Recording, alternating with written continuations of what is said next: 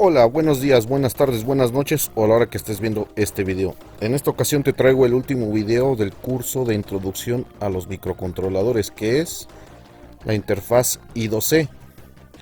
Esta interfaz es un protocolo de comunicación desarrollado por Philips para cubrir sus propias necesidades. Y al igual que el UART, el protocolo I2C, que es el Integrated Circuit o circuito integrado,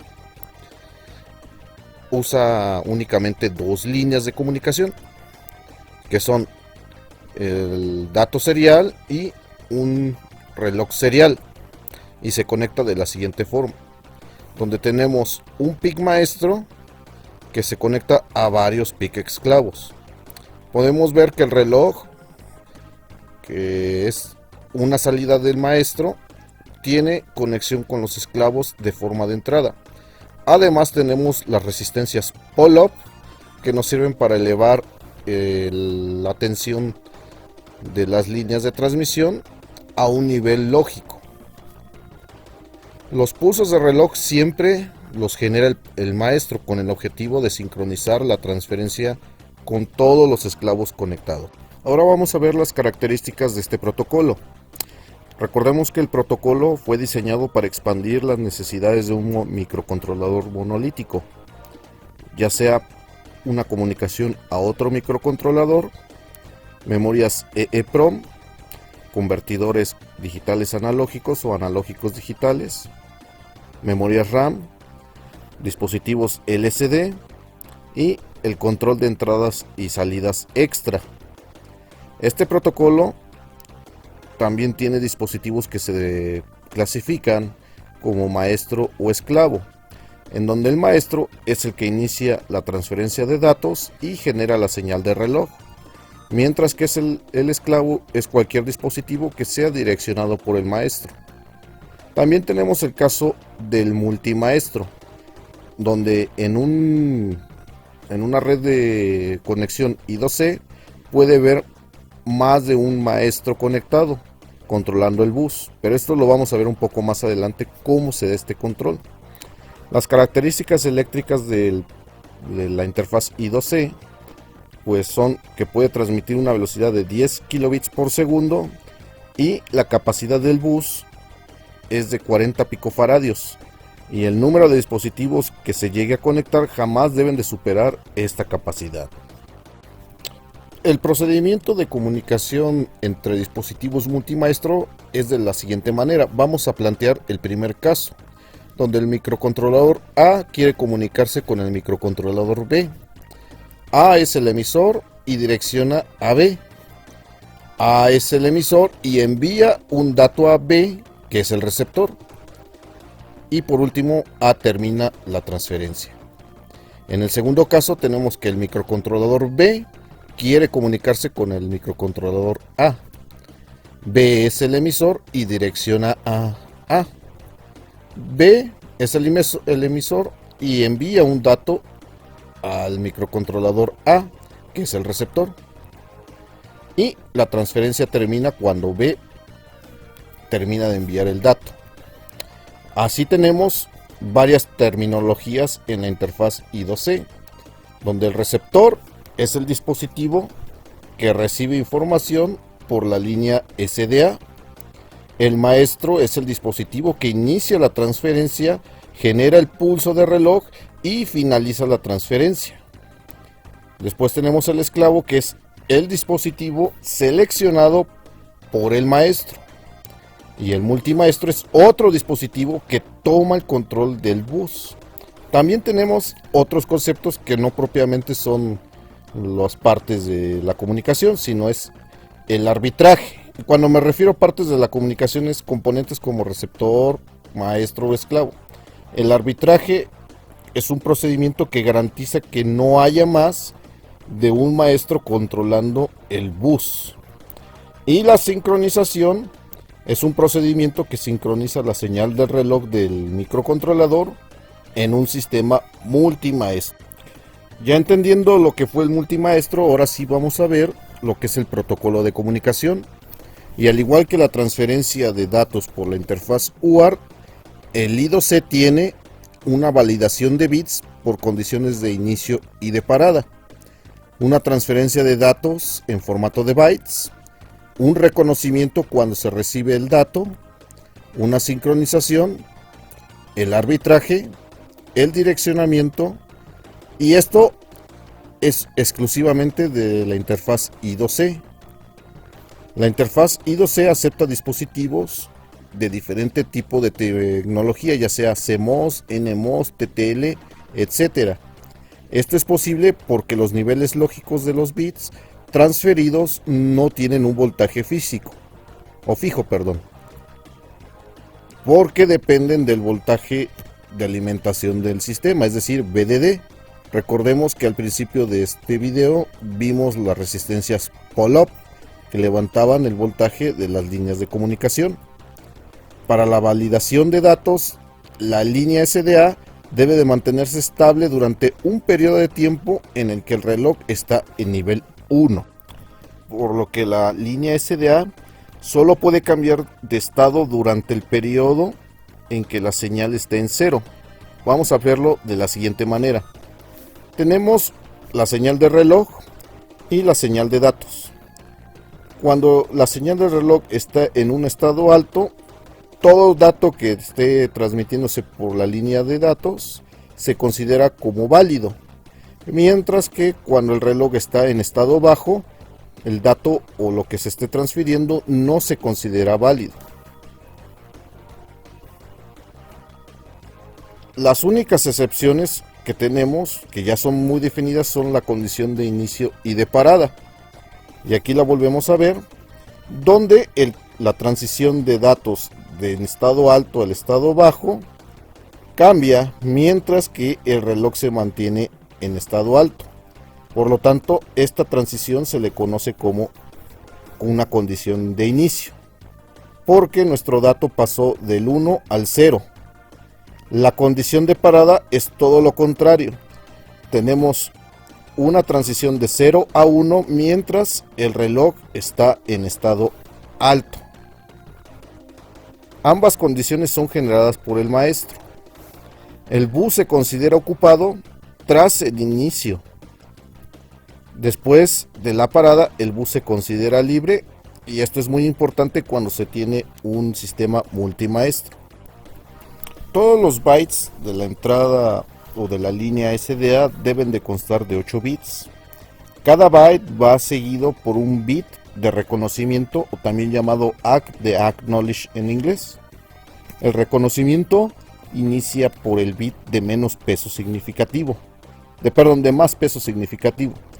Y aquí vemos nuevamente cómo se está haciendo la transferencia. Tenemos nuestro reloj y la transmisión tanto de transmisión, la línea de datos tanto de transmisión como de recepción, en donde la línea de transmisión hace la condición de inicio, y al terminar el último bit correspondiente al byte transmitido, tenemos el pulso de reconocimiento. Un mensaje cualquiera puede finalizar mediante la generación de la condición de parada durante la transferencia de un byte. En este caso no se genera el bit de reconocimiento, que es el ACK. Y también hay que mencionar que entre byte y byte puede haber un tiempo de espera. Este tiempo puede ser usado para un servicio de interrupción. Y por último tenemos que la línea de reloj se mantiene en 0 para forzar al transmisor en un tiempo de espera. También debemos de mencionar que el bit de reconocimiento ACK es obligatorio para la transferencia entre cada byte. El receptor pone a 0 la línea SDA durante el pulso de reloj correspondiente al reconocimiento o el ACK. El receptor que ha sido direccionado está obligado a generar el bit ACK por cada byte que es transmitido o recibido.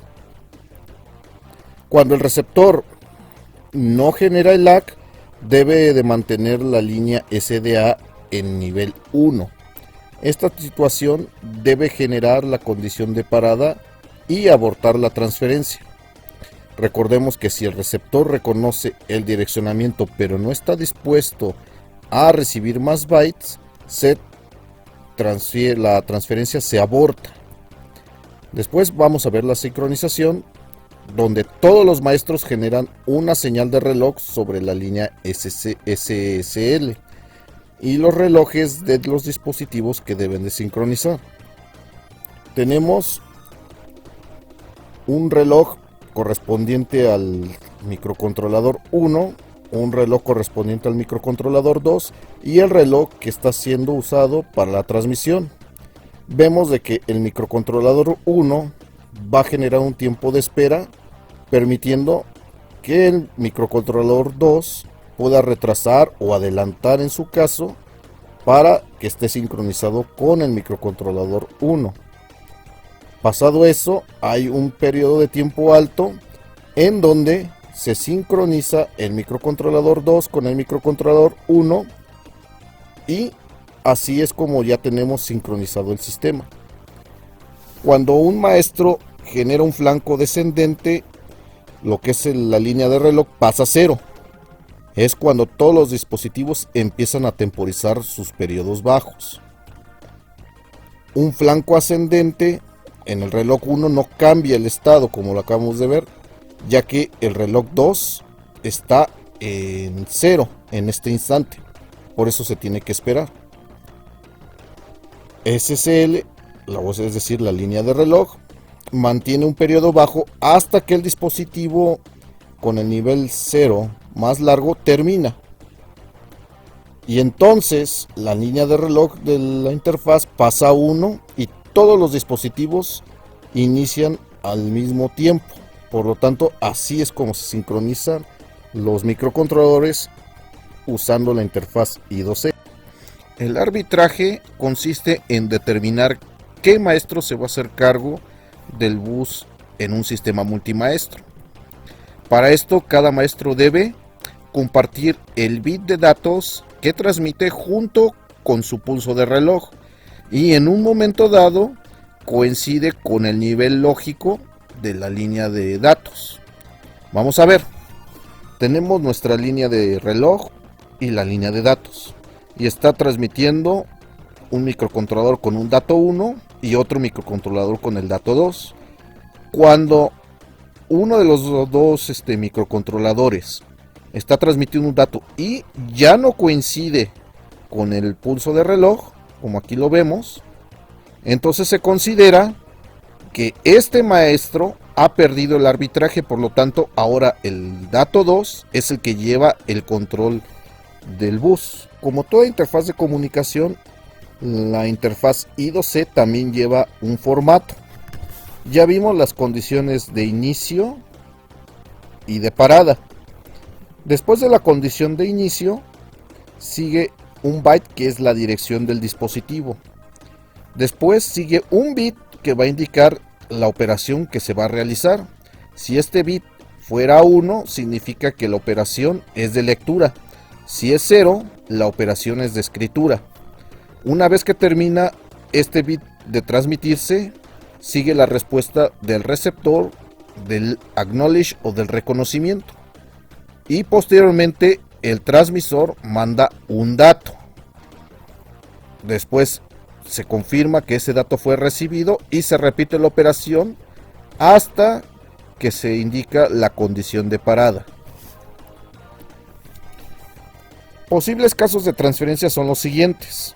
Tenemos estos dos, en donde estamos mandando una dirección hacia un esclavo después de nuestra condición de inicio y estamos dando la instrucción de escritura o puede ser de lectura.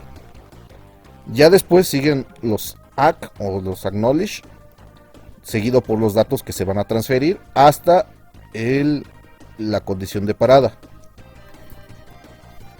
Tenemos el caso cuando es el maestro el que transmite al esclavo receptor.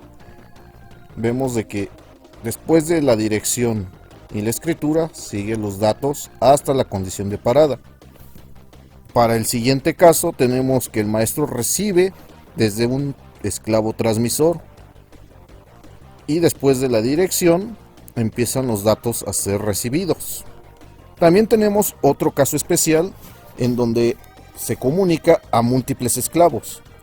Lo primero que se hace es se manda la dirección del esclavo 1 con la instrucción de la operación que se va a realizar y después los datos a transferir.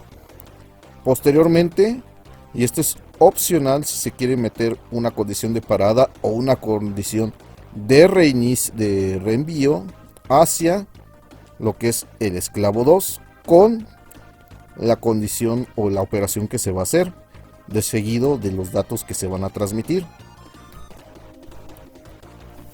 El maestro cambia el byte de dirección y selecciona otro esclavo. Es así como estamos comunicándonos con múltiples esclavos. Pueden ser 2 o hasta más. Ahora vamos a ver las condiciones de direccionamiento. Ya se mencionó que el direccionamiento consiste en seleccionar un esclavo determinado. Pero existe una excepción a la dirección que se llama llamada general. Normalmente esta dirección se estipula como todos los bits en 0. De esta forma, todos los esclavos conectados al bus I2C responden con un bit ACK, es decir, ponen atención. Aunque puede darse el caso de que haya dispositivos que ignoren esta llamada. Cuando el maestro envía la dirección por el bus de datos, todos los esclavos conectados comparan con una dirección interna que previamente se programó. Aquel que coincida se considera como el esclavo seleccionado por el maestro. Los 7 bits que forman la dirección toman una parte fija y la parte que ya está definida internamente del propio dispositivo esclavo. Esto es muy común para dispositivos como son memorias o periféricos como el LCD, que ya llevan una dirección fija. Y otra parte es programable. Así es posible conectar al mismo bus diferentes dispositivos que son idénticos. El número de dispositivos idénticos va a depender del número de bits que puedan ser programados. Vamos a ver ejemplos de direcciones en donde tenemos la llamada general con la dirección 00 seguido de la operación de escritura. Posteriormente tenemos la operación de bit de inicio y en caso de que tengamos un direccionamiento de un CBus, pues la dirección es 000001. También tenemos otra dirección reservada para un formato diferente. Estas 4 están acotadas con un subíndice que posteriormente vamos a mencionar. Después de estas ya no están definidas y se pueden considerar como direcciones usables. También está la dirección 11111111. Esta está reservada como una extensión de dirección para un proceso de direccionamiento. Y esto se usa cuando tenemos alguna dirección de 10 bits. Esto de direccionamiento de 10 bits es cuando se manejan muchos dispositivos, pero hay que recordar la condición eléctrica de la interfaz I2C, que nos estipula que debe de ser máximo 10 picofaradios de capacidad. Ahora sí, viendo lo que significan cada apóstrofe o cada subíndice, para el caso del subíndice 1, aquellos dispositivos que puedan o que admitan o que necesiten la llamada general. En el caso del subíndice 2, es decir, el byte de inicio, no está permitido el bit de acknowledge tras la recepción del byte, empleando ciertos dispositivos. En el caso del subíndice 3, la dirección CBus está reservada para permitir la combinación de dispositivos I2C y CBus en el mismo sistema. Si te estás preguntando qué es el C-Bus, pues es otro tipo de comunicación. Y también puedo mencionar el bus o la interfaz CAN en sistemas automotrices también puede ser compatible con la interfaz I2C. Para el caso 4, la dirección está reservada para combinar el formato I2C con otros protocolos como te acabo de mencionar. Ya visto el formato, las direcciones, el reconocimiento, ahora vamos a ver los registros asociados para la configuración de la interfaz I2C. Al igual que se mencionó en el video anterior de la interfaz SPI, hay ciertos registros que se comparten para manejar la interfaz I2C. Estos son el SSP Stat y el SSP Con. También hay un registro exclusivo para la interfaz I2C, que es el SSP Con 2 y el SSP ADD. Este registro nos va a poder permitir la configuración ya sea del envío, del reenvío, de parada o de envío de recepción continua para el bus I2C, más banderas que nos indiquen que se recibió el reconocimiento y una petición o una interrupción para habilitar la llamada general. También tenemos este registro que es la dirección del dispositivo y únicamente aplica cuando es un dispositivo esclavo. En el caso del maestro tiene otra función que nos permite seleccionar el reloj. Personalmente yo siempre escojo esta función para configurar la velocidad de reloj que maneja la transmisión de datos. Para que se entienda mejor la distribución del registro SSP-Con2, pues vamos a ver más a detalle los bits de este registro. Empezamos con el GCN, que este bit solamente se ocupa para un modo esclavo y como mencioné anteriormente, habilita la petición de llamada general. Después sigue el bit ACK-STAT, que indica que se ha recibido el bit de reconocimiento y se pone en 1 automáticamente cuando ese reconocimiento ha sido recibido. El bit DT es un bit de reconocimiento y es el modo maestro de recepción. Es decir, si es 0, es el maestro el que está transmitiendo. Por decir un ejemplo, el maestro está en modo de lectura, de escritura. El caso del bit N, el ACK-N, es un bit que inicia la secuencia y la generación de condición de reconocimiento. Este bit se borra automáticamente por hardware. El RCN es un bit que habilita el modo de recepción del maestro y se pone en 1 cuando el maestro ha recibido algo. También tenemos la petición o la condición de parada en las líneas SSL y SDA, y este bit se pone 1 cuando ha surgido la condición de parada. El caso del RCN o RCN se pone en 1 para iniciar la condición de inicio. El caso del CEN es una condición de inicio y también se pone en 1, y te preguntarás cuál es la diferencia entre una y la otra. La primera que mencioné es de modo continuo, es decir, condición de reinicio o de inicio continuo, y en este caso es una condición de únicamente un inicio.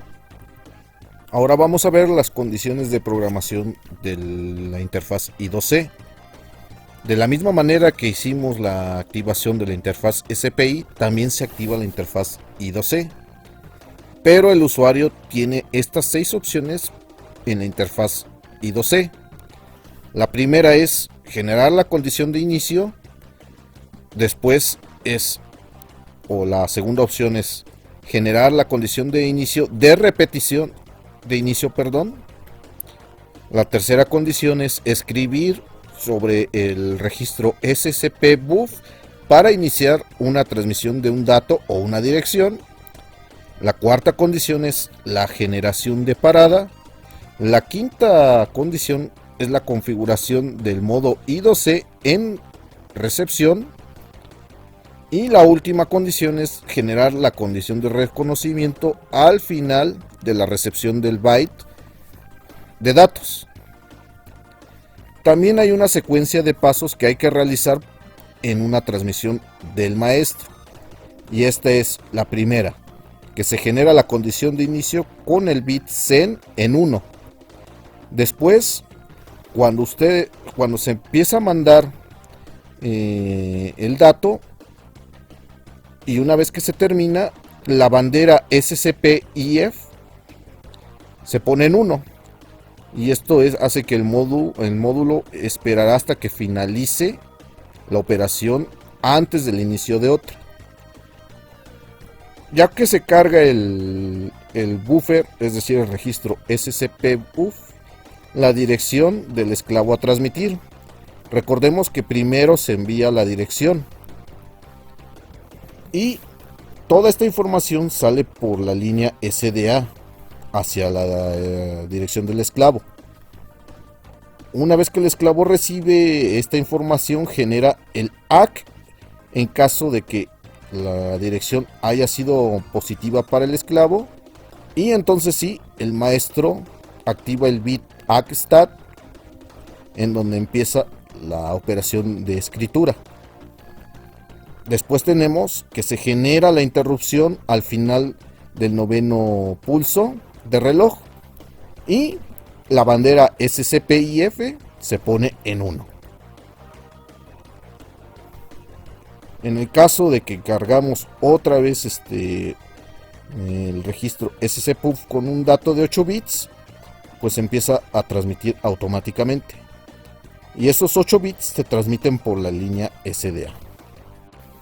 Después tenemos que se recoge el bit de reconocimiento del esclavo y se escribe el bit ACK-STAT. En el caso del módulo se genera la interrupción del 9º pulso de reloj y nuevamente tenemos la activación de la bandera. Por último tenemos la condición de parada con el bit PEN en 1. Posteriormente, una vez terminada esta condición de parada, se genera la interrupción. Nos damos cuenta que la interrupción va a ser nuestra bandera o nuestro señalizador para indicar de que la transmisión fue exitosa.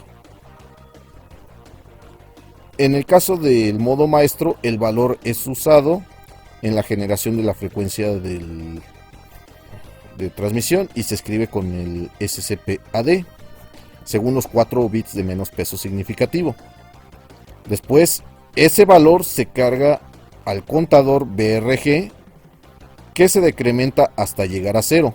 Esto no lo utiliza el usuario, o más bien no lo maneja, y todo este proceso el microcontrolador lo realiza automáticamente. Una vez que se llega a 0, este contador se vuelve a recargar y el registro BRG se decrementa 2 unidades por cada ciclo de instrucción. Estos son los pasos para programar la interfaz I2C. Ahora vamos a poner un ejemplo práctico. De la misma forma que se propuso para la interfaz anterior, vamos a usar nuevamente un convertidor analógico digital para mandar datos de la conversión a otro PIC. Tenemos un PIC maestro y un PIC esclavo. El PIC maestro va a recibir un voltaje y el PIC esclavo va a mostrar ese voltaje en un display de barras. La comunicación entre estos dos PICs va a ser a través de la interfaz I2C y se propone que el maestro tenga una frecuencia de trabajo de 100 kilobits por segundo. Como es un solo esclavo, solamente se va a manejar una sola dirección. Y en este video se proponen dos versiones. Una donde se va a manejar en lenguaje C y otra donde va a ser en lenguaje ensamblador. Ahora vamos a ver el programa del voltímetro con interfaz I2C en lenguaje C. Este corresponde al transmisor. Aquí estoy declarando la frecuencia de cristal con la que estoy trabajando en el PIC y la dirección del otro PIC con la que yo me voy a comunicar. Posteriormente declaro la variable entera address, en donde voy a hacer la concatenación de la conversión analógico digital, y otra variable del tipo carácter sin signo para que no me aparezca ningún warning al momento de que yo envíe este dato. Tenemos el viejo conocido, que es la función del convertidor analógico digital. No vamos a entrar en más detalle en esta función, salvo excepción en esta parte, en donde estamos haciendo la concatenación y la asignación del valor dependiendo qué resultado se obtuvo en la concatenación. Es decir, si tenemos un voltaje completamente de 5 volts o lleno, pues el dato que se va a enviar es FF. Ahora sí, empezamos a ver lo que es la configuración del módulo MSSP. Lo configuramos en modo maestro y aquí no vamos a poner la dirección como lo mencioné anteriormente, sino usamos esta ecuación, que es la que determina la velocidad de transmisión o frecuencia de transmisión. Declaramos lo que es la terminal SCL y SDA como entradas y pasamos a la condición de inicio. La condición de inicio siempre debe de ir precedida por la inspección si hay una transmisión en proceso. En caso de que no, entonces sí se procede a poner el bit SEN en 1 para que se active la secuencia de inicio. Lo mismo sucede con la condición de parada, pero esta vez el bit PEN es el que se pone en 1. Para la función de transmisión, simplemente paso lo que se esté cargando en la función, en esta variable X, hacia el buffer, y automáticamente va a empezar la transmisión. Ya en el programa principal, pues no tiene gran ciencia, ya lo vimos anteriormente en lo que fue el programa del UART y el SPI. Salvo excepción en esta parte donde mando a llamar la función de configuración y pongo el número 100.000 que corresponde a la velocidad de 100 kilobits por segundo. Posteriormente, en la condición de inicio terminada, la configuración, mando a llamar la función de conversión, después mando a llamar a la condición de inicio y el primer dato que se envía es la dirección con la orden de escritura. Recordemos que la orden de escritura, el último bit es 0, por lo tanto es esta dirección. Si fuera de lectura o una orden de lectura sería A1.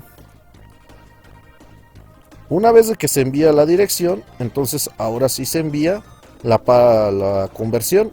Recordemos que esta variable envío ya lleva la concatenación. Y por último, mandamos la condición de parada. Para evitar errores, colisiones o desborde en el otro PIC, le vamos a dar un retraso de 200 milisegundos. Se puede dejar sin retraso, pero se incrementa el riesgo de estas condiciones que acabo de mencionar. Para la versión en lenguaje ensamblador, pues básicamente es una conversión de lo que vimos en el programa de lenguaje C para el transmisor, en donde se está haciendo lo siguiente.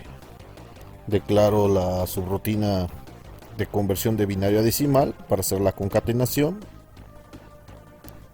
Y lo que hay que resaltar aquí es la subrutina de inicio de transmisión, en donde se restaura la bandera. Y obviamente aquí ya tenemos que hacer cambios de banco para estar inspeccionando si no inspeccionando, perdón, sino activando la secuencia de inicio y después inspeccionando si ya terminó la operación. Lo mismo se realiza para la subrutina de parada de transmisión. Aquí en la subrutina de envío de byte ponemos nuevamente la inspección una vez que se transmitió el byte a través de la carga del registro SCP-BUF, inspeccionando la bandera SPIF. Si se pusiera en 1, significa que ya terminó y se puede regresar al programa principal. Aquí es donde se realiza la configuración. No hay gran ciencia en a comparación del programa en lenguaje C. La única diferencia es que aquí estamos haciendo una asignación o una multiplicación por 9, no multiplicación, asignación de 9 decimal al registro SCP-AD para que nuestra frecuencia de transmisión sean 100 kHz o 100 kilobits por segundo. Después, en el inicio del programa, una vez que se hizo la captura o la conversión del analógico digital y la conversión del resultado de binario a decimal, entonces sí se procede a hacer lo que es el inicio de la subrutina de inicio para transmitir. Enviamos la dirección A0 hacia el PIC esclavo. Posteriormente mandamos el dato que está en TX dato o la localidad TX dato a W y nuevamente mandamos a llamar la subrutina de enviar un byte. Por último, terminamos la condición de parada. Después de esto, pues es básicamente el mismo programa que vimos para la conversión analógico digital, salvo excepción de que en lugar de estar mandando el encendido de LED al puerto B, lo estoy mandando a esta variable que es TXDato. Esta variable yo la declaré en esta parte con la dirección 0x33. Recordemos que todas las variables en lenguaje ensamblador, a diferencia del lenguaje C, se le tiene que asignar una localidad en la memoria de programa o de datos. La versión de la recepción o el programa del receptor en I2C es mucho más simple que el transmisor. Vamos a ver la versión en lenguaje C y comenzamos con la descripción de la interrupción. En este caso yo estoy usando interrupción, pero se puede usar una función que esté constantemente verificando si hubo algún dato. Debo de mencionar de que estoy asignando o creando una variable carácter sin signo con el propósito de que en caso de que se requiera recuperar algún dato por condiciones de desborde o colisión, no haya ningún problema. Lo primero que se hace cuando se ejecuta la interrupción es verificar qué interrupción fue, dado a que únicamente estoy verificando si la interrupción fue realizada a través del módulo MSCP, pues esta condición siempre se va a cumplir, en donde se pregunta si hubo algún dato recibido. En el caso de que sea positivo, entonces lo primero que se hace es desactivar el reloj del esclavo para evitar que lleguen nuevos datos. Posteriormente se pregunta si hubo algún desborde o colisión, y es donde se guarda el dato del buffer en la variable temporal Z. Posteriormente se limpian las banderas de desborde y colisión y se activa nuevamente el reloj esclavo. Para el caso de que la instrucción o el dato que se haya recibido no es la dirección y se lleva la instrucción de escritura, entonces se procede nuevamente a guardar el dato del buffer en Z y el buffer debe de esperar hasta que se esté llenando. En caso de que no se haya llenado, pues va a estar en este ciclo while. Y una vez de que sí ya se llenó, entonces ya puede pasar lo que es el dato del buffer al puerto B para que los LEDs representen el dato que se recibió. Y después se activa nuevamente el reloj del esclavo. Por último, se borra la bandera de interrupción y se sale de la interrupción para regresar al programa principal. Ahora vemos que tenemos una condición de inicio o una función de inicio, perdón, en donde estamos declarando una variable carácter del sin signo llamada address, en donde se va a depositar la dirección de este PIC. En esta función vemos de que activamos primero la condición de inicio, después se configura la dirección del PIC esclavo, posteriormente se carga este valor 36 hexadecimal en el registro SCPCON con el propósito de activar el módulo MSSP y se configura el modo I2C pero en esclavo. Posteriormente se activa la condición de inicio, esto es imperativo,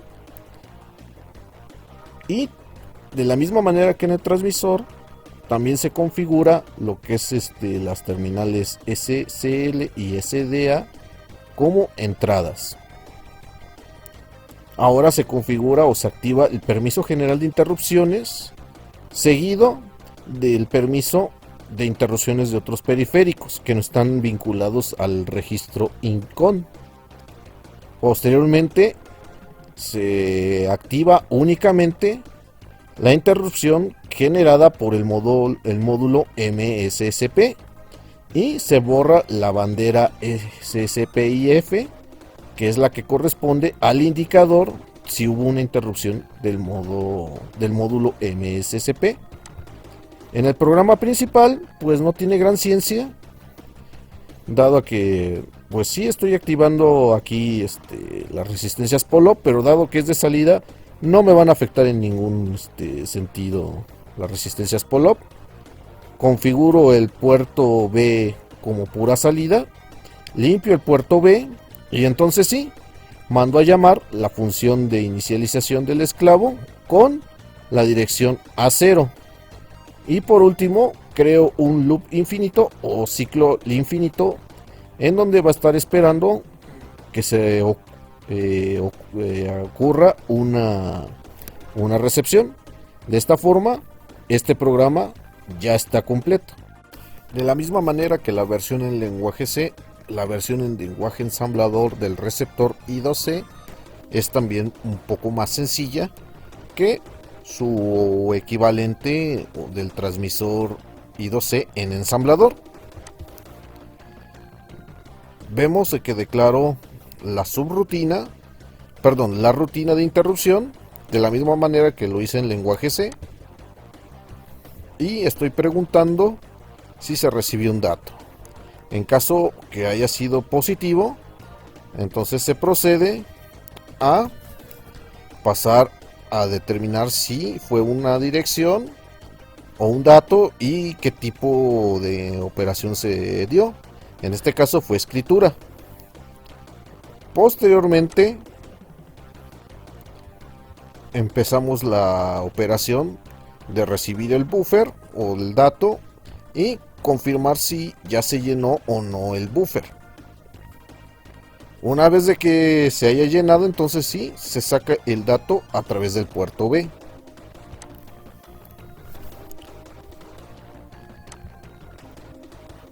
Posteriormente en el programa principal vemos de que está muy corto. Aquí yo estoy haciendo la declaración o la configuración del puerto y la activación de lo que es el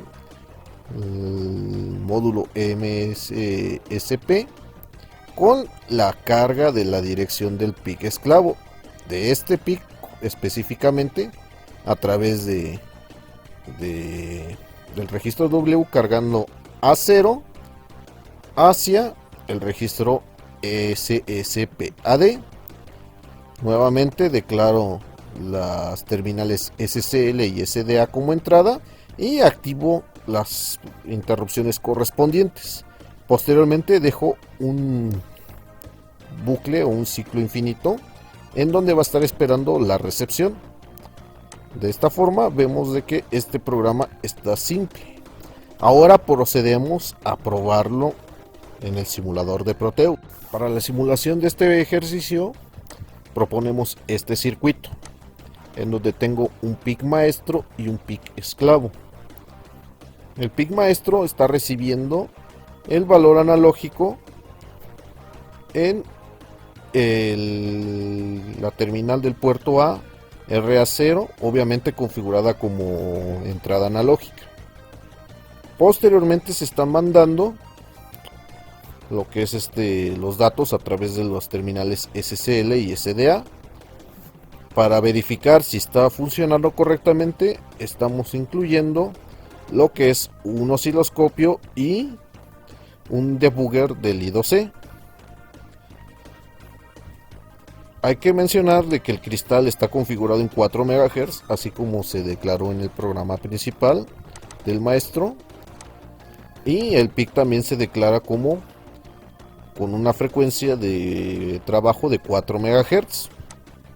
Entonces procedemos a simular el programa y vemos de que está funcionando perfectamente. En máximo tenemos todos los LEDs encendidos y en mínimo se apaga completamente. Vamos a poner un valor intermedio y pausamos. Vemos que en el debugger nos aparece varios datos y empezamos con el primer dato que recibimos.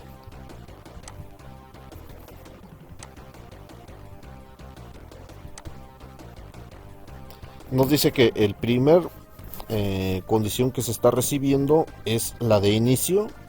Recordemos que el acrónimo o la palabra para iniciar en inglés es start, y después es seguido de lo que es la dirección. El A representa el acknowledge y tenemos el dato.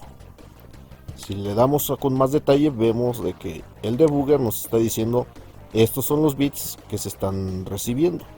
Recordemos que la dirección es A0, por lo tanto en el bit 7 y en el bit 5 va a ser 1 y todo lo demás va a ser 0. Para el caso del dato, vemos de que todos son unos y tenemos la recepción del LAC. Por último, se deja o se declara la condición de parada. Ahora vamos a ver en la simulación cómo va cambiando la señal en el osciloscopio. Si le damos un mínimo, observamos de que la señal cambia y se va disminuyendo. Vamos a darle un poco más de resolución o de amplificación a través de la base de tiempo y vemos cómo va cambiando. De esta forma confirmamos de que en nuestra simulación el programa que se desarrolló efectivamente funciona. Entonces ya podemos proceder a realizar una práctica con este tipo de con este circuito.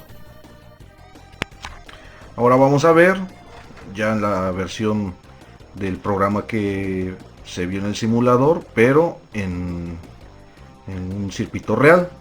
En este PIC tengo el programa del transmisor, mientras que en este PIC tengo el programa del receptor.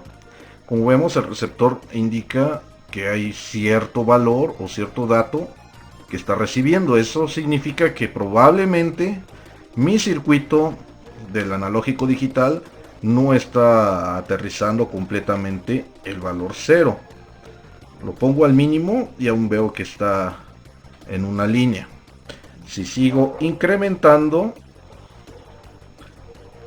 observo que va incrementándose los valores de la barra de display, así como lo vimos en el video de convertidor analógico digital.